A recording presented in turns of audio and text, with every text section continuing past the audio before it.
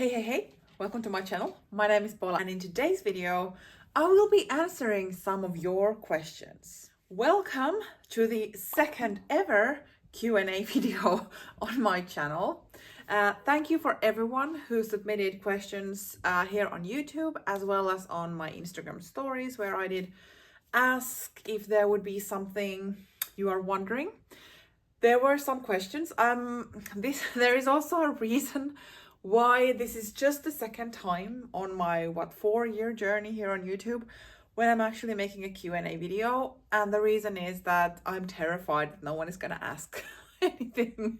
No, but seriously, I have a thought that why people are watching my videos, and it might not be because of some other personal aspects in my life.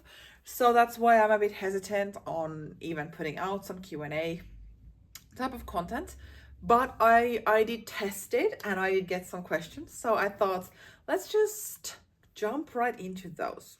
My favorite luxury purchase from 2024. I think this is a bit difficult to say in one way, and in another way I think it is the most easiest thing to answer. Out of all the things I purchased during last year, I would say, or I would be inclined to say that this is my favorite luxury purchase. This is that Celine Triumph in the regular, medium, classic size, whatever they call it. And the reason why this is the best is because it is the best. No, but because I've actually just dreamt for so many years of owning this bag. In the meanwhile, I did buy the next best thing because I thought I didn't want to pay this much. So I went with the walk size and truly enjoyed it, but then also realized that I would actually enjoy it more in this size. So all in all, I went there. I got this, even though it was in the end of 24. I do feel that this is my favorite purchase from last year. I was also contemplating if my Cartier Love bracelet would be a favorite, which I am wearing. I put it on my wrist when I bought it last year and actually haven't removed it once. But yeah, so I was also contemplating if this would be a favorite because it kind of has a sentimental meaning to it. But if I'm just completely honest, it is the Celine Triumph. My next travel destination and which bags I'm planning on bringing with me. Well, if I'm gonna go with the boring route, I am going to the Netherlands basically every month for work. So that's probably my next travel destination, the literally next travel destination.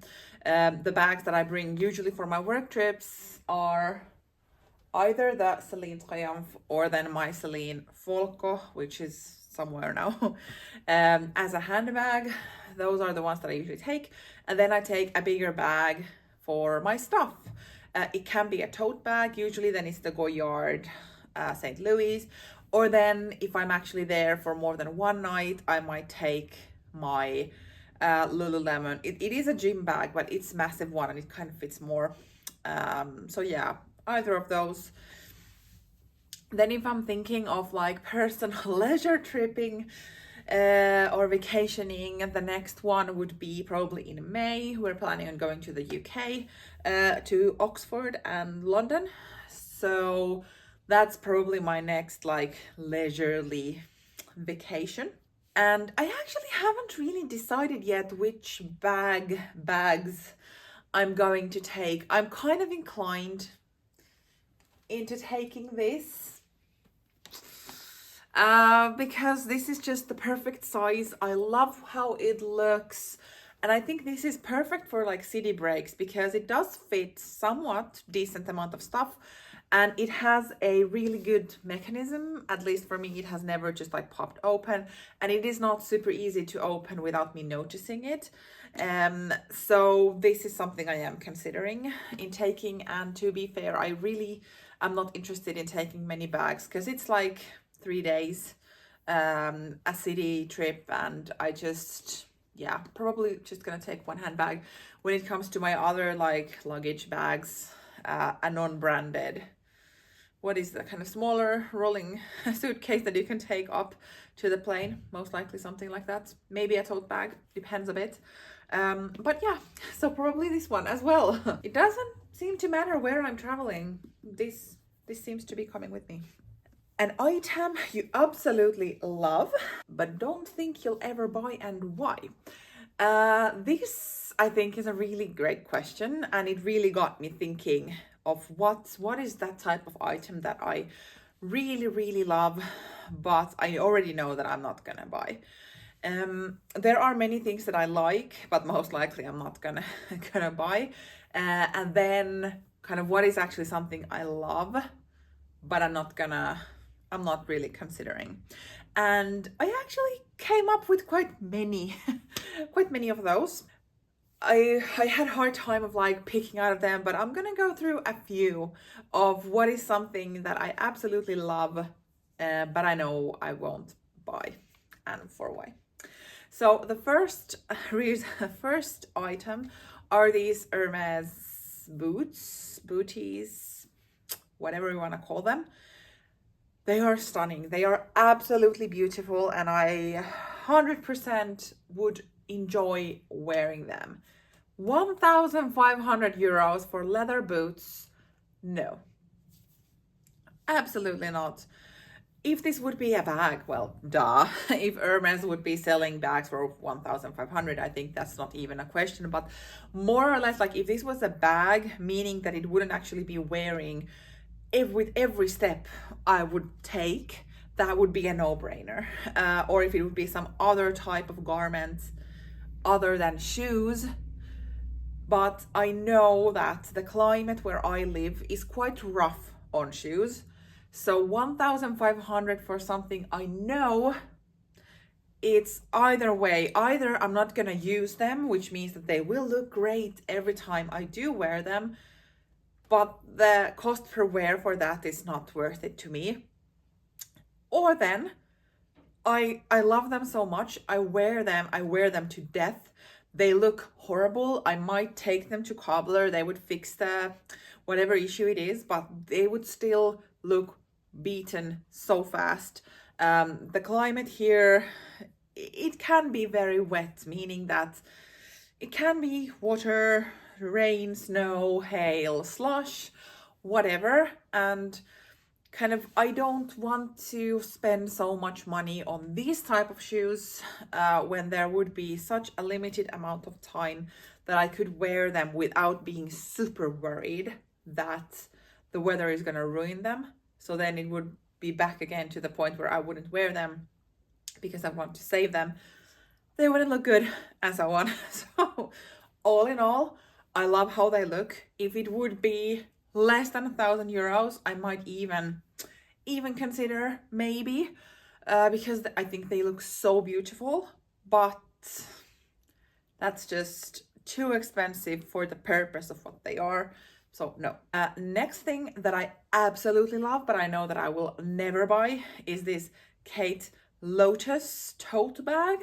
I am also a bit surprised myself that I'm looking at a tote bag, because I do think totes are super practical. I own 2 luxury ones and then a contemporary one and so on, but I am not that drawn to them other than functionality wise. Kind of putting it black and white, I would much prefer to spend the bigger bucks on crossbody bags than totes. And this being priced around 3,000 euros is just way too much for me. Like if it would be less than less than 1,500, if this would be priced the same way as the Hermes shoes, I would already have this bag. I love the shape. I love the slouchiness. I think when you carry it, it has a beautiful form. I would absolutely wear this to work. I would probably not wear my other totes to work because I love the simplicity, no logos and such. I think this is beautiful. It comes in many beautiful shades in suede, but I don't think suede would handle the weather here, so it would have to be like full leather. All in all, I think this is beautiful. I don't think it's worth 3,000 euros, in my opinion, just unfortunately. So it can be made very well and so on, but it's just overpriced for what it is. I do believe that Kate's quality can be good and great and everything, but this price level for a tote bag is a no for me. And it kind of makes me sad. And I have to be honest, I have been looking on similar bags from Etsy, for instance, and I have been a bit surprised that yes, they do have like very similar dupes on there that looks exactly like this. That's fine, but they do have a pricing where you can decide if you want it with the Kate text or not. And that's not even the most surprising part. There are, in some of these Etsy seller stores, it actually costs less to get it with the fake name written on the bag than it costs without any logos or names. Well, yeah, I don't really know what to think about that. That was kind of a surprise for me. Does it mean that they originally make them with the fake text, and then if someone wants it without it, they take it off? Or why is it less expensive to buy it with the fake name? All in all, I have been looking at similar inspired by bags, haven't yet found one that I truly enjoy, but this is definitely something I love, but it's not really worth it to me with that price point. I still have a few, so hold on. So then we're going to luxury luggage. I would 100% love to own a Louis Vuitton carry-on, a Goyard carry-on, whatever. I love the look. I don't really see myself going that way for many reasons. I would be very self-conscious when traveling with that type of luggage. Especially because it's so easy to like grab from your arm if you're just rolling it from the handle. And then I don't know if I want to attract so much attention saying that when these are all behind me, but I have this thought in my head that having this sized piece full of logos will attract a bit more attention than having a crossbody tucked halfly under your arm in front of you. But yeah, so that's why I'm most likely never going to go there, even though I admire them deeply and I dream of that, but I don't think I will ever buy one. And lastly, one more piece, I'm sorry, and then I'm gonna go to the next question. So something I love but most likely won't buy is this Cartier watch. And not saying that this is overly expensive, like there are different sizes, and of course with diamonds it like skyrockets, but if we're looking at just like the basic without any diamonds type of watch, it is around 5,000 euros. So if I would sell two of these, I could buy one, right? It's not about that. It's just buying this love bracelet is a sentimental thing, and I know I will keep it forever, same with the watch and so on, but I felt so bad buying this that I think I would need to inherit a lot more money or have something very special happening in my life that I would actually then go and purchase that watch. I think it is gorgeous, and I don't really now that I'm talking about this, why wouldn't I save up one day in my life and buy that? It's not like flashing diamonds from everywhere. It's a very everyday style of watch. So yeah, saying this, who knows? This might also be something if I would find it from a very legitimate place that sells second-hand Cartier watches. That might be an option. But yeah, as of now, I don't think I would buy that. Would you say your passion for luxury has remained the same as it was before COVID? Interesting question. I think there is like a yes and no answer to this. My passion, I think, it's the same type of passion that it was before COVID. I did truly enjoy these bags, although I probably have to thank COVID for me actually starting this channel, because I had some extra time in my hands. So in that way, maybe my passion took different forms, maybe. But in a way, it was there, the kind of interest and passion for luxury.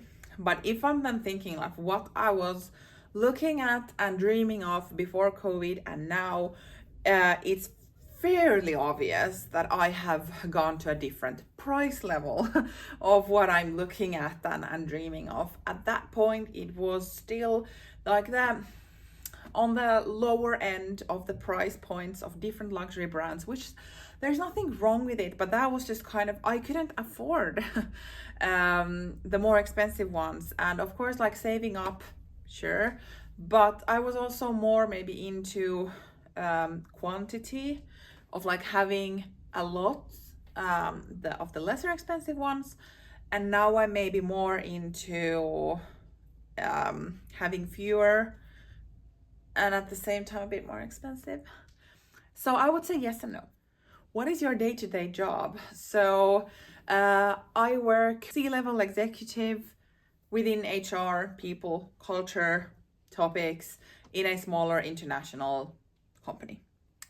So yeah, that's what I do, where I get my money from. And then there was a question of what's my dream job. So this actually, I had to pause a bit to think about like, what is my dream job? I think for a majority of it, I am doing it. What is my dream job right now would be where I am now. So that is of course great. But I have started to slowly dream also about some kind of entrepreneurship. The problem is that I hate direct selling. So being an entrepreneur but not really liking to sell your own services might be a problem. So I'll have to maybe plan that a bit.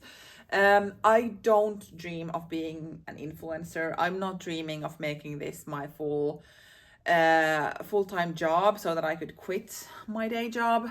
And I don't think there's nothing wrong with making your living out of this. Actually, I think it is brilliant if someone has been able to turn this into a job. Like, oh, amazing. Personally, I would just be so terrified of having everything reliant on social media, for instance, of something that is out of my own hands, pretty much, the platform, I mean. So that's just not really something that I probably would ever do. So even if in some universe this would start skyrocketing, I would most likely still want to keep my day job and so on. So it's but yeah, so just putting it out there. That was not the question, but I kind of wanted to put it out. I'm dreaming of one day being an entrepreneur, and probably doing some kind of specialist job, kind of what I'm doing now, but maybe as an entrepreneur. But as mentioned, I hate selling myself, so I think that's not really where I am yet. Okay, this is a bit longer one, so I'll raise my laptop. You give the impression that you are a regular person and not coming from a lot of wealth. So how do you actually afford all the luxury purchases? I think this is a great question, and I'm actually quite happy if I give out the type of impression that I don't come from big wealth and that I am a normal person, because that is true. I am a regular, normal person. So it is really difficult to maybe reflect my life choices to another person's life choices and how people can afford these things, because of course everything is very different based on each country and so on. But if I kind of think about how my life is built at the moment, what kind of frees up money for this type of hobby. So first of all, I live with my husband in quite a small apartment. Yes, We live quite close to the city center, so of course if we would live even further, that might be something, but this is our choice, to be able to walk to places and be close. But anywho, we live in a very small apartment for 2 people and a dog. And that kind of, well, it makes it possible to not have such a big part of your income go to rents or loans or whatnot. So we have chosen to live in a quite small space. We don't have a car because we live so close to the city center. We walk, we use the public transportation and bikes, and like 98% of our life fits into that. And then what kind of makes it possible for us not to have a car is that we can borrow anytime we want my mom's car. She lives close by, not the walking distance, but close by, close enough that it's possible to, like, you know, take the public to pick up the car and then utilize it. So we don't have any expenses when it comes to car. And I think that is a choice that I really want to keep as long as possible. So yeah, but yeah, so no car. Also, not saying that this is an active choice. Well, of course it is an active choice, but not really something that I'm considering when it comes to money. But we don't have children. We have 2 adults working, so we don't really have those expenses. So yeah, that's one thing. And then in general, I don't have any super expensive hobbies. Well, yeah, we have a dog, so he's our hobby now, I guess. We spend a lot of time with him outside doing stuff. It doesn't cost any extra. Of course, the vet bills could cost a lot of money if we would need to go there, but we do have insurances, and I mean, whatever, one of us can injure ourselves and then that will cost us money. So can't really look at it that way, that maybe one day he will become very expensive. But as of now, he needs food. That costs money, and some toys, and basically everything else is free. So he's our hobby. I go to the gym. It's not that expensive. And yeah, that's about it. I make choices in life. And I don't make them actively thinking that if I don't do that, I can buy a bag. It's just something that has kind of occurred, that this is how I've built my life. Of course, my salary has something to do with it. I work on a quite high level on a company, so somehow my salary reflects that position as well, of course. But I have to say that I live in a country that has quite high taxation, so it's not really that whatever salary, the monthly salary is, that I would get that on my bank account. So no, absolutely not. There is a slice taken from it. But yeah, so of course, everything that is kind of built in my life is reflected on what I earn from my job. My husband doesn't give me any money to put into this. He doesn't actually even buy me anything. The only luxury thing that he has bought me is the Hermes Click Age bracelet, and that is because he thinks that jewelry is fine. This, not so much. But yeah, he doesn't really participate in that world. So it's not like he's providing that to me. And in like full transparency, during Christmas or birthday times, my mom might have given me money to put in something that I bought, but that's a gift, right? I do unfortunately buy these things a lot often than just only Christmas and birthday. But yeah, so I guess that's kind of how it's possible. It's based on what I earn and then what the choices I've made in my life. The last question is also a bit longer, so let me read it to you. You've told that you changed your mind on Chanel. Are there any other brands you might change your mind about in the future that previously you felt it's not worth it, or you don't think you'd get one, but moving forward you might be more open to? Love this question, and I love the fact that someone has actually been watching my previous video. So yes, indeed, there was a time before I went into the Chanel mania where I felt that Chanel aesthetics is not for me. The price point definitely is not for me, or was not for me. And I was kind of having the mindset of maybe when I'm 40 to 50 or whatever. Not yet anyway. And then I fell into the rabbit hole. Once I got one bag, it kind of spiraled from that. Now having 4, maybe 5. Shh. So, something to come maybe. But yeah, so a really great question. Is there another brand that I've always considered I would not buy anything from, and then maybe I actually would be more open to it? And well, yeah, I think Hermes might be that type of brand. There definitely has been times when I'm kind of been like, no way. It's crazy money on a bag. And to be honest, there is not that many bag models from Hermes that I actually like. There are so many of their bag models that might look good on some other people, but just definitely don't match my aesthetics. So I would never see myself buying those as like, because I couldn't get what I wanted, so I'm still buying an Hermes bag. That's not really the case. There are, I think, 2 that I would truly ever consider, maybe if I would get lucky. So during the past years or so, I have been more open to the visual aesthetics of a picotin or picotin. I think that might be how it's pronounced. I'm sorry. I don't know. There was just like one summer I saw this super chic lady rocking a small picotin on her arm, and I was just looking like, wow, that looks so pretty. And after that, I've kind of been looking and yeah, so that is one thing.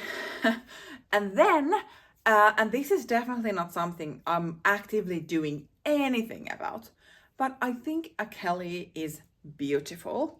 I don't think I will ever be offered one in the store, because first of all, I probably will never ask, and second of all, I'm not the person who will go on to these journey things.